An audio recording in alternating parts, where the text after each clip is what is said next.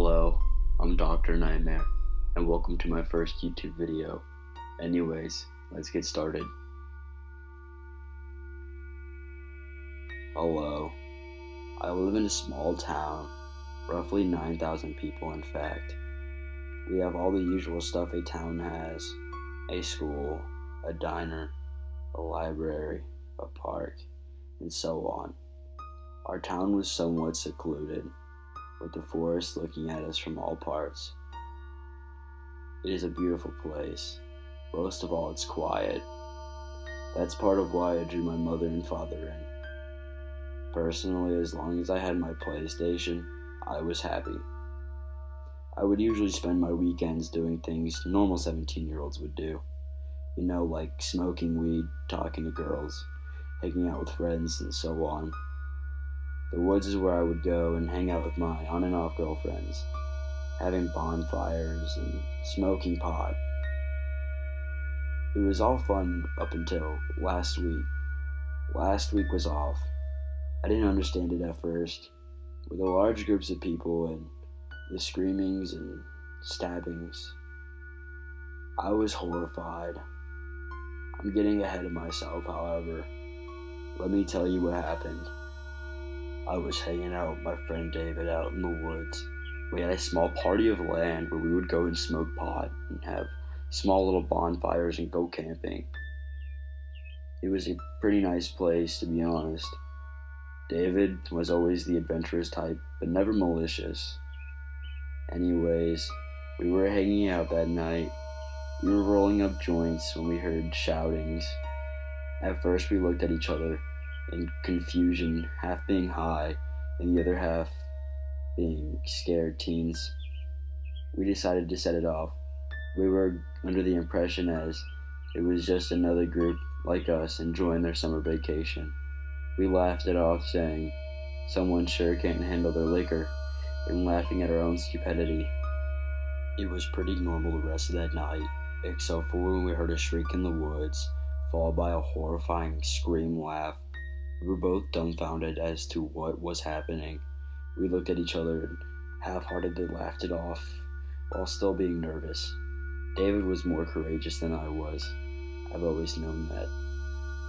He told me he was going to go tell those people to keep their damn voices down. I wasn't just going to let my best friend walk into the woods alone, so I picked up my flashlight and went with him. As we walked deeper into the woods, we saw the crackle of fire. We just stopped laughing at our own stupidity as to thinking we would find something nightmarish out in the middle of the woods.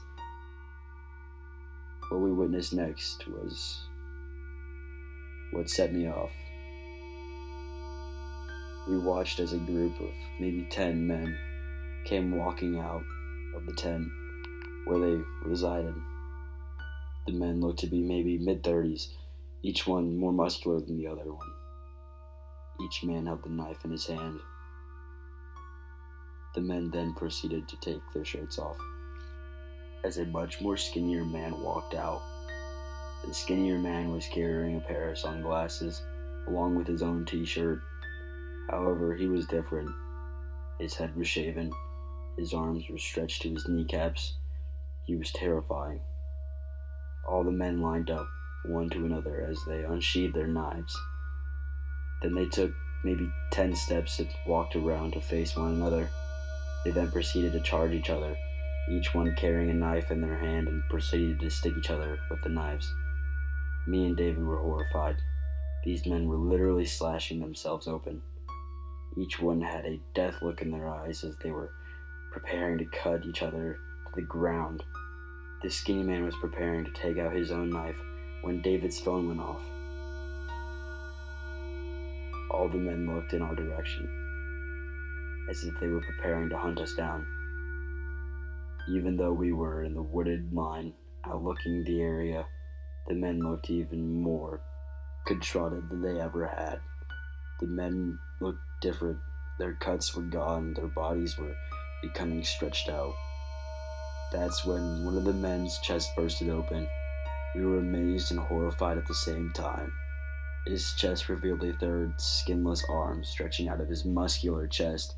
All of a sudden, the other men's bodies began revealing even more terrifying scenes. One man had eyes growing out of his upper forearm, another had teeth opening out of his chest, another had a mouth growing on his neck. They weren't human. They didn't even look recognizable. They moved in a way nothing ever should, stretching and stabbing themselves to release more nightmarish characteristics. The skinny man pointed his long arm in our direction. The rest followed the direction, moving horrifically. Me and David ran faster than we ever had to my car. We barely got to the car when one of the men slammed his mangled body into the hood of the car. We screamed and slammed on the gas. We rushed out of the woods to my house, where we called the police. The police never found anything besides from a put-out fire and a few shirts. The only reason I'm writing this is because a few days ago, David called me. He sounded terrified. He was screaming that one of the men made his way into his parents' yard. That's when the line cut out. I haven't seen David since. The police came by asking about him. Apparently he had gone missing. I was astonished and horrified. Last night I heard a scream in the woods. I think one of those things finally found my house. I'm horrified.